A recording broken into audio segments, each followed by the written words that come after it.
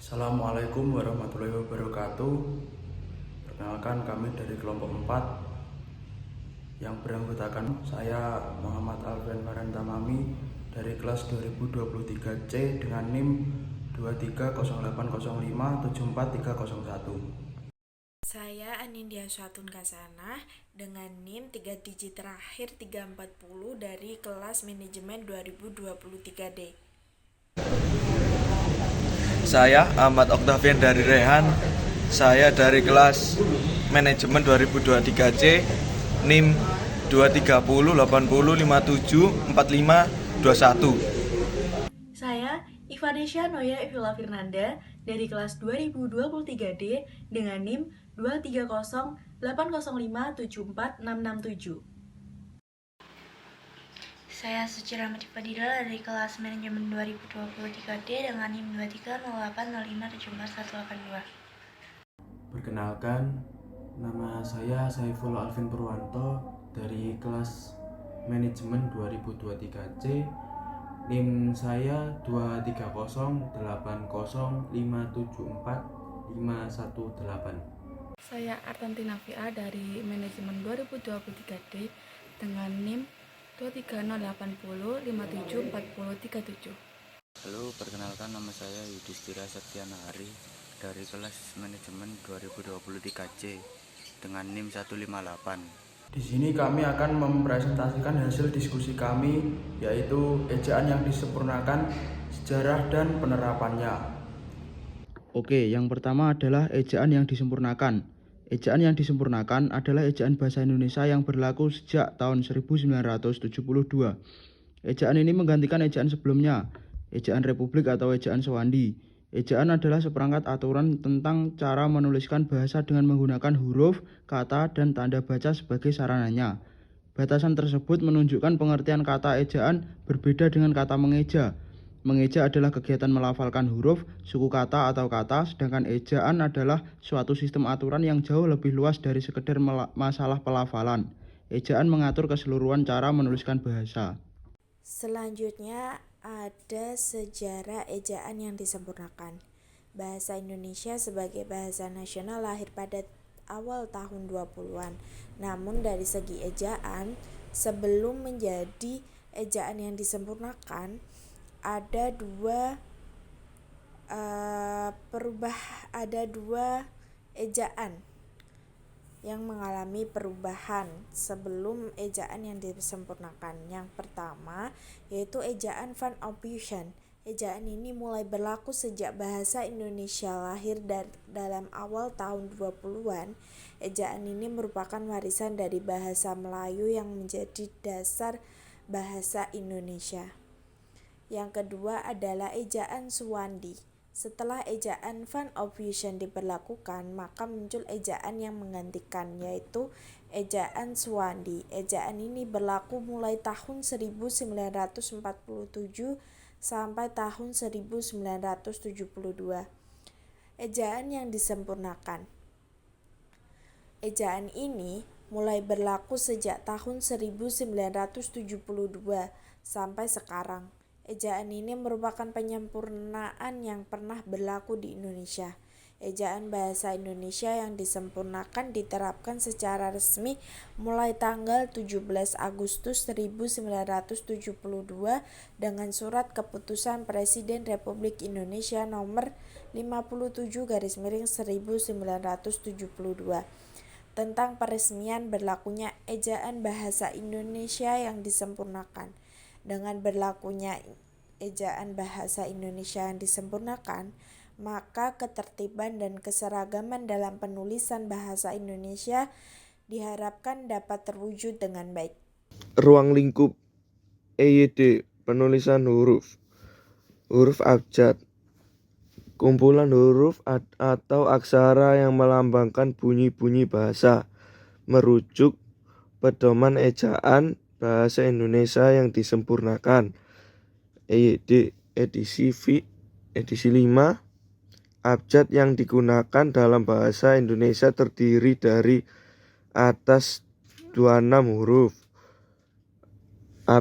Huruf abjad kapital yang diantara adalah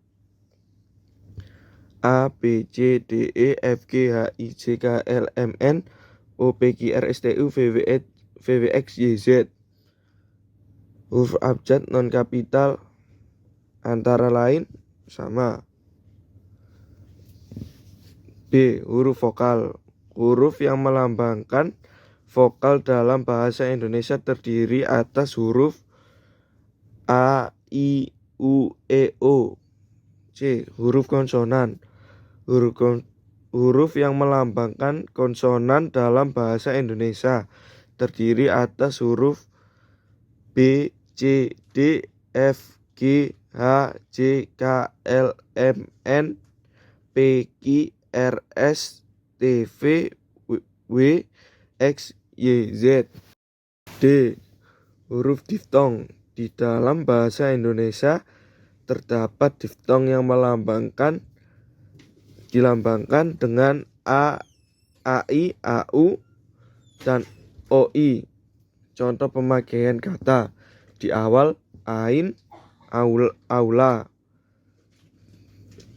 di tengah syaiton, saudara, boykot, di akhir pandai, harimau, amboy. C. Gabungan huruf konsonan. Di dalam bahasa Indonesia terdapat 4 gabungan huruf yang melambangkan konsonan, yaitu KH, NK, NY, dan SY. Masing-masing melambangkan satu bunyi konsonan. Contoh pemakaian kata di awal khusus, ngilu, nyata, syarat. Di tengah, akhir, bangun, hanyut, isyarat. Di akhir, syekh, senang, arsi. Selanjutnya yaitu ruang lingkup EYD terkait penulisan huruf. Pada sub yang pertama yaitu kaidah penulisan huruf kapital. Yang pertama, huruf kapital dipakai sebagai huruf pertama pada awal kalimat. Contohnya, dia mengantuk. Yang kedua, huruf kapital dipakai sebagai huruf pertama petikan langsung.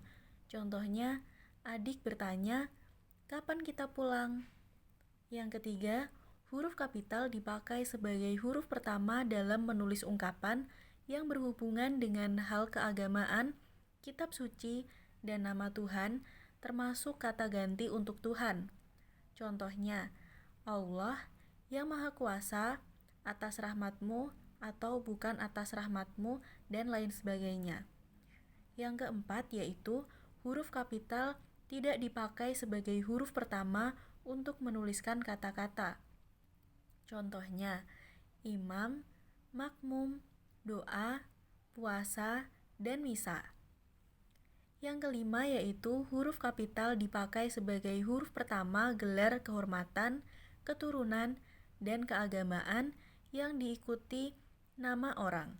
Contohnya, Sultan Hasanuddin, Nabi Muhammad, Imam Hanafi, dan lain sebagainya. Yang keenam yaitu huruf kapital tidak dipakai sebagai huruf pertama nama gelar kehormatan, keturunan, dan keagamaan jika tidak diikuti nama orang. Contohnya, seorang nabi adalah utusan Tuhan. Yang kedua, sebagai seorang sultan. Dia patut dihormati, dan lain sebagainya. Yang ketujuh yaitu huruf kapital dipakai sebagai huruf pertama nama jabatan dan pangkat yang diikuti nama orang, nama instansi, dan nama tempat. Contohnya, Gubernur Bali, Gubernur Fauzi Bowo, Kepala Kantor Wilayah, dan lain-lain. Yang kedelapan yaitu nama jabatan dan pangkat itu tidak ditulis dengan huruf kapital jika tidak diikuti nama orang, nama instansi, atau nama-nama tempat. Contohnya, siapa yang dilantik menjadi gubernur? Ayah dia seorang jenderal bintang 3. Selanjutnya yang terakhir atau yang ke-9 yaitu huruf kapital dipakai sebagai huruf pertama nama bangsa, suku, dan bahasa. Contohnya, bangsa Indonesia, suku Banjar, bahasa Prancis. Huruf kapital dipakai sebagai huruf pertama nama khas geografi. Contoh Sungai Barito, Danau Toba, Asia Tenggara, Pulau Bangka, dan Gunung Semeru. Yang keempat, huruf kapital tidak dipakai sebagai huruf pertama kata-kata umum. Contoh, dia hanyut di sungai. Gunung mana yang akan kita daki? Yang kelima, huruf kapital dipakai sebagai huruf pertama nama resmi badan lembaga pemerintahan dan ketatanegaraan serta nama dokumen resmi. Contoh, Majelis Permusyawaratan Rakyat, Undang-Undang Dasar 1945. Yang keenam, huruf kapital dipakai dalam singkatan nama gelar dan sapaan. Contoh, dokter atau DRT, Magister of Arts atau M.A. Sarjana Hukum atau S.H. SDRT atau saudara. Yang ketujuh, huruf kapital dipakai sebagai huruf pertama kata penunjuk hubungan kekerabatan seperti bapak, ibu, saudara, kakak, adik, dan paman yang dipakai sebagai kata ganti sapaan. Contoh, kapan bapak berangkat? Mau kemana, Bu? 8. Huruf kapital dipakai sebagai huruf pertama kata ganti orang kedua atau Anda. Contoh, tahukah Anda tentang kabar itu? Saudara diundang ke rumah. C. Huruf miring. 1. Huruf miring dalam cetakan dipakai untuk menuliskan buku, majalah, dan surat kabar yang dikutip dalam keterangan. Contoh, sudahkah Anda membaca koran Kompas hari ini? 2. Huruf miring dalam cetakan dipakai untuk menuliskan kata nama ilmiah atau ungkapan asing. Contoh, lama Latin untuk tanaman padi adalah Oryza sativa. Yang ketiga, huruf miring dalam cetakan dipakai untuk menegaskan atau mengkhususkan huruf, bagian kata, atau kelompok kata. Contoh, huruf pertama kata dunia adalah D. Buatlah sebuah karangan dengan tema lingkunganku. Untuk yang selanjutnya ada penulisan kata. Penulisan kata yang perlu diperhatikan adalah penulisan bentuk ulang, gabungan kata, kata depan, partikel, singkatan, dan akronim. Berikut penjelasannya. Yang pertama, bentuk ulang. Untuk menerapkan bentuk ulang, perhatikan hal yang ingin diulang atau sesuatu yang dijamakkan, di mana penulisan bentuk ulang itu menggunakan tanda hubung, bukan menggunakan angka. Misalnya, bolak-balik, ramah tamah, sayur mayur. Untuk yang kedua, gabungan kata. Penulisan gabungan kata dikelompokkan menjadi 4, yakni gabungan kata yang lazim disebut kata majemuk atau kambing hitam, meja hijau, orang tua. Itu untuk contohnya. Terus poin kedua, gabungan kata yang salah satu unsurnya dipakai dalam kombinasi. Contohnya kacamata, sapu tangan, beasiswa, dan duka cita. Untuk poin yang ketiga, gabungan kata yang mendapat awalan dan akhiran serta ditulis serangkai. Contohnya dipertanggungjawabkan, ketidakadilan, menyebarluaskan, dan ketidaktahuan. Untuk yang ketiga ada kata depan. Kata depan yang sering terdapat kesalahan adalah kata di. Kata depan di sebagai prefiks harus dipisahkan dari kata yang mengikutinya karena mempunyai kedudukan sebagai kata di mana, di pasar, di samping, di sini, dan di kantor. Untuk yang keempat, partikel. Sesuai ejaan yang berlaku, partikel lah, tah, kah pun ditulis serangkai dengan kata depan yang mendahuluinya. Contohnya tulislah, mungkinkah, adakah, dan walaupun. Untuk yang kelima, sinonim dan akronim. Kaidah penulisan nama orang, nama gelar, jabatan, atau pangkat diikuti dengan tanda titik. Contohnya Muhammad Moh titik Yamin, Kol titik Soeharto Iwayan, S titik PT. Akronim adalah singkatan kata yang berupa gabungan huruf awal. Contohnya ABRI, IKIP, dan IDI.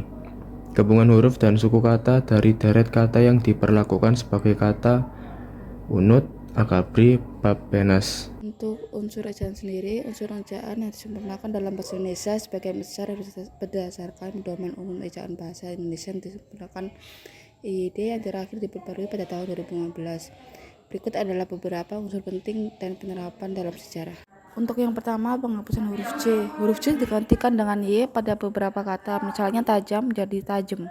Yang kedua, penggantian OW dengan U. Penggunaan OW yang sebelumnya sering digunakan dalam kata-kata seperti boeroe digantikan dengan U menjadi baru. Yang ketiga, penggantian digi dengan c. Penggunaan dj yang sebelumnya digunakan dalam kata-kata seperti aji digantikan c menjadi aji. 4. Penyederhanaan penggunaan kh dan th. Penggunaan kh dan th disederhanakan menjadi h dan t. Misalnya khayalak menjadi hayalak dan tawar menjadi tawar. Yang kelima, penyederhanaan huruf kapital. Penggunaan huruf kapital dalam kalimat yang sebelumnya cukup kompleks disederhanakan seperti huruf kapital pada kata ibu diganti menjadi ibu. Dan yang terakhir 6. Penyederhanaan tanda baca. Beberapa tanda baca disederhanakan seperti tanda koma yang digunakan untuk memisahkan ribuan dalam angka seperti 1,000 menjadi 1.000. Dan untuk penerapan unsur ejaan yang disempurnakan ini telah menjadi standar dalam penulisan bahasa Indonesia modern dan diajarkan di sekolah-sekolah. Hal ini bertujuan untuk menjaga konsistensi dan keragaman ejaan dalam bahasa Indonesia yang lebih mudah dipahami dan digunakan oleh masyarakat. Ini akan menjelaskan tentang ruang lingkup EYD pemakaian tanda baca. Tanda baca adalah tanda yang digunakan dalam sistem ejaan, contohnya titik, koma, titik dua, petik, dan lain-lain. Penting untuk memahami tanda baca agar tidak melakukan kesalahan dalam penggunaannya ketika menulis. Berikut penggunaan tanda baca, fungsi, dan contohnya sesuai ejaan bahasa Indonesia yang disempurnakan EYD. 1. Tanda titik. Penulisan tanda titik dipakai pada akhir kalimat, akhir singkatan, nama orang, akhir singkatan gelar, jabatan, pangkat, dan sapaan. Memisahkan antar jam, menit, dan detik yang menunjukkan waktu. 2. Tanda koma. Kaidah penggunaan tanda koma digunakan antara unsur dalam satu perincian atau pembilangan. Memisahkan kalimat setara atau dari kalimat setara berikutnya yang didahului oleh kata tetapi atau melainkan, digunakan di belakang kata ungkapan penghubung antar kalimat. Antar kalimat yang terdapat pada awal kalimat termasuk kata. Oleh karena itu, jadi, lagi pula, meskipun begitu, dan akan tetapi digunakan untuk memisahkan kata seperti oh, ya, wah, aduh, dan kasihan. 3. Tanda seru. Tanda seru digunakan sesudah ungkapan atau pertanyaan yang berupa seruan atau perintah yang menggambarkan kesungguhan, ketidakpercayaan, dan rasa emosi yang kuat. 4. Tanda titik koma. Tanda titik koma dipakai memisahkan bagian-bagian kalimat yang sejenis dan setara. Memisahkan kalimat yang setara dalam kalimat majemuk sebagai pengganti kata penghubung. 5. Tanda titik dua.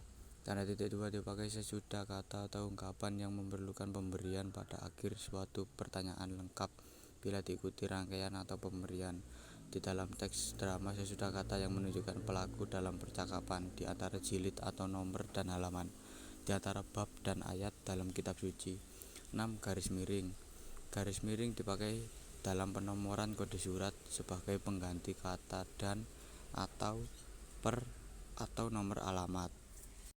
Kesimpulan, ejaan yang disempurnakan atau EYD adalah tata bahasa dalam bahasa Indonesia yang menerangkan cara penggunaan bahasa Indonesia dalam tulisan, mulai dari pemakaian huruf, penulisan kata, penulisan unsur, dan pemakaian tanda baca. Ejaan yang disempurnakan atau EYD memiliki peran yang cukup besar dalam mengatur etika berbahasa secara nasional, terutama dalam bahasa tulis. Sekian presentasi dari kelompok kami. Ada kurang lebihnya kami mohon maaf. Wassalamualaikum warahmatullahi wabarakatuh.